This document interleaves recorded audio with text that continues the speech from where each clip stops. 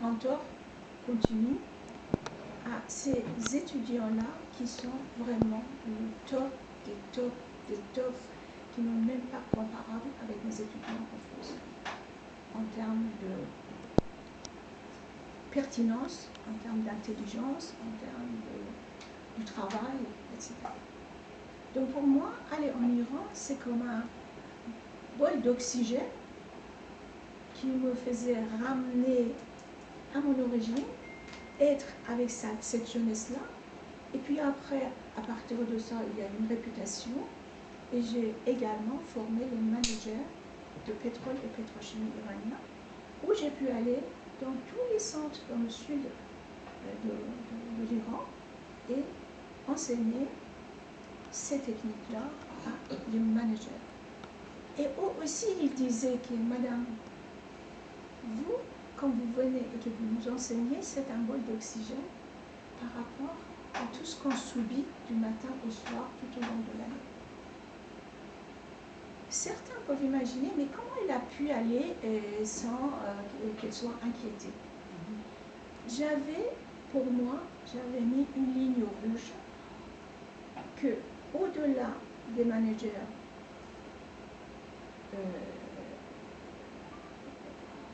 de moyen niveau, je ne vais pas accepter les directeurs, les ministres, etc., malgré qu'on m'avait demandé de former les députés femmes iraniennes.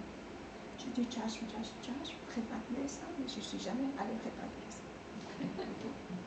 C'est-à-dire, chaque fois, je disais pourquoi pas. Et j'ai fait la même chose ici à l'ambassade d'Iran, chaque fois qu'on me demandait de former leur. Voilà. Donc cette ligne rouge me faisait que chaque fois que j'allais mettre mon passeport en arrivant, je me disais, est-ce qu'ils vont m'arrêter? Est-ce qu'ils vont m'arrêter? Parce que quand même, je travaillais dans le nucléaire. Tout à fait ça. Oui. Et quand je repartais, est-ce qu'ils vont me laisser partir? Est-ce qu'ils vont me laisser partir? Est-ce qu'ils vont me laisser partir? Sinon, elle est en train d'entendre ces aveux-là, j'essayais de cacher pour ne pas inquiéter la famille. Voilà ce que j'ai fait en Iran, en disant qu'au moins, si ces jeunes, si ce régime il part, ces gens-là, j'ai pu leur donner un outil de leadership qui leur est utile pour prendre la suite de ce régime. Ça, c'était vraiment, je ne dis pas mon dada, mais c'était vraiment mon objectif. Quand j'ai vu que ce que j'enseigne, et en plus j'ai tout traduit en persan, donc j'enseigne en persan, exactement tout ce qu'on apprend ici, et puis ce qu'on avait appris ailleurs, je me suis dit, bon, maintenant, il faut compliquer encore plus la tâche, je vais aller en Afghanistan. En Afghanistan, et cette fois-ci, pour moi, ce qui était important, comment on peut donner ces outils-là aux femmes leaders afghanes, afin qu'elles prennent davantage part dans la gouvernance de leur pays. Et donc, premier cible étaient les députés, les sénatrices, les activistes, les ministres et tout ça. Donc, on a fait avec Tina plusieurs formations à l'ESSEC en persan où ces femmes-là sont venues et ils ont appris ces techniques-là, ils sont repartis. Et chaque fois, j'allais en Afghanistan, j'allais dans le Parlement pour observer est-ce que ces techniques-là, ils sont en train d'utiliser. Je voyais que c'était utile. Du coup, j'ai commencé à enseigner à l'université de Kaboul. Et à l'université de Kaboul, j'ai enseigné un master Gender and Women's Studies. Vous imaginez avec les talibans, l'étude de genre. Donc les premiers qui m'ont alerté, professeur, notre vie est en danger, c'était mes étudiants de master, qui étaient tous des adultes, eux-mêmes professeurs, hauts fonctionnaires de gouvernement, pour qu'ils aillent au niveau académique apprendre aux autres cette notion de genre, et puis au niveau ministériel, emmener cette notion de genre au sein des universités. Bien. Et là, il est arrivé le mois de... En 2000, 2018, où les États-Unis ont commencé la négociation avec les talibans, dans le dos du peuple afghan. Vu que je restais toujours en contact avec cette population familiale, j'avais des informations qui me parvenaient comme quoi l'affaire est en train de vraiment mal embrancher et surtout, les femmes n'ont absolument pas de voix à être entendues. Donc j'ai commencé à contacter le Parlement de l'Assemblée nationale et en disant que moi je vais là-bas, je sais, etc. Bon, écoutez, est-ce que vous pouvez nous écrire une petite lettre qu'on va mettre l'entête de l'Assemblée nationale et comme ça, on va l'envoyer à M. Macron. Donc voilà, j'ai commencé à faire ces genres de plaidoirie à travers le Parlement, auprès de la Commission européenne, auprès du Parlement européen, auprès de l'Assemblée nationale, le Sénat. Je m'en fichais que ce n'est pas mon nom. L'important, c'était que ma parole allait dans la main de ceux qui ont le pouvoir pour être entendue. J'ai fait plusieurs pétitions, si vous regardez sur Internet, pour dire que la situation en Afghanistan, on est en train d'aller dans le mur et que les talibans n'ont pas changé. Or, le ministre des Affaires étrangères, M. Le Drian, n'arrêtait pas de nous casser les pieds en disant que les talibans ont changé, ils ne sont pas comme avant. Donc maintenant, on voit ce qui se passe. Donc vers la fin de 2020, j'ai commencé à avoir des demandes, ces fichus, est-ce que vous pouvez nous sauver? Parmi les personnes qui me demandaient, c'était aussi les officiers afghans qui venaient en France pour être formés à l'école de guerre.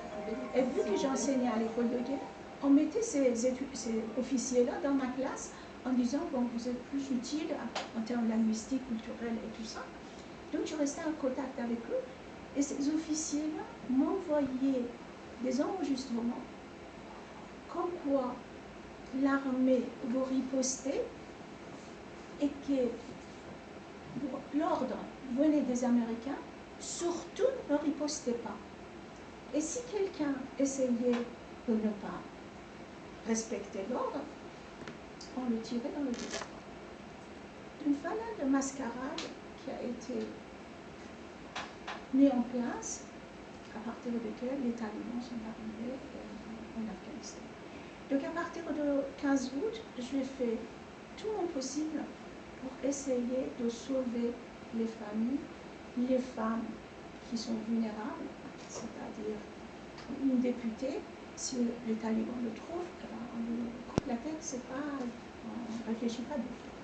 Donc il y a un certain nombre de familles que j'ai pu, avec cette connaissance au niveau parlement, etc., les sauver. Et aujourd'hui, une partie de mon travail, c'est comment les aider pour être intégrés.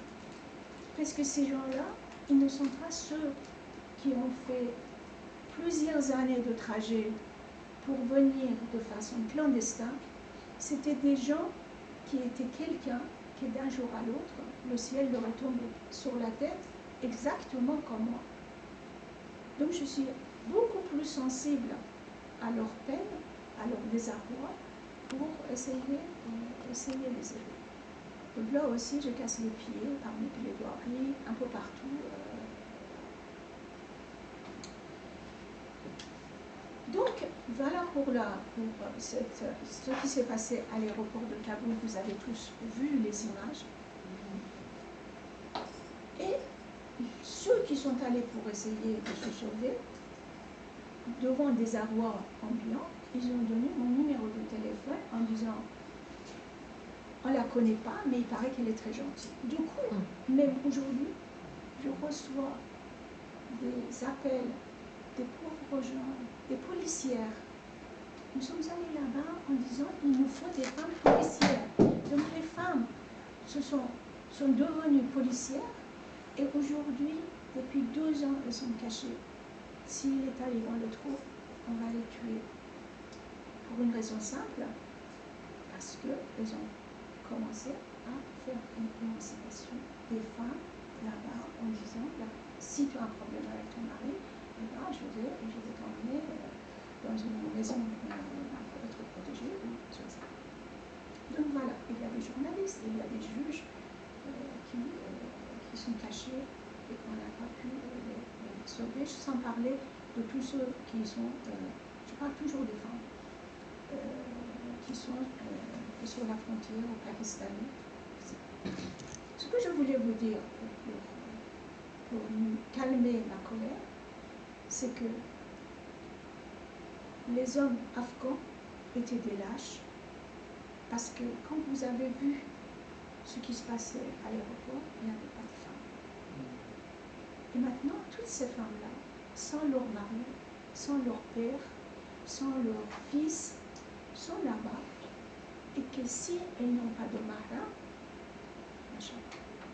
ne peuvent même pas aller demander l'aide alimentaire. Donc du coup, on vend les petites filles, on commence par les petites filles. On a des rapports de l'UNICEF comme quoi un bébé de 10 jours est vendu à 80 $. Donc vous voyez, on est allé là-bas pendant 20 ans pour apporter, pour faire la guerre contre Al-Qaïda. Pendant ces 20 ans, il y a eu 4 présidents américains qui ont changé. Il y a eu des milliards de dollars qui ont été dépensés en termes d'armement. Il y a plusieurs milliers de soldats qui ont été, des alliés des 34 pays qui ont été tués. Et il y a plusieurs centaines de milliers d'Afghans qui ont été tués ou bien ont été déplacés pour qu'on remplace les talibans par les talibans. Voilà la situation telle que donc depuis 2 ans, je peux vous dire que ma vie a été complètement chamboulée. Je le dis à tout le monde, ma ménage n'a pas été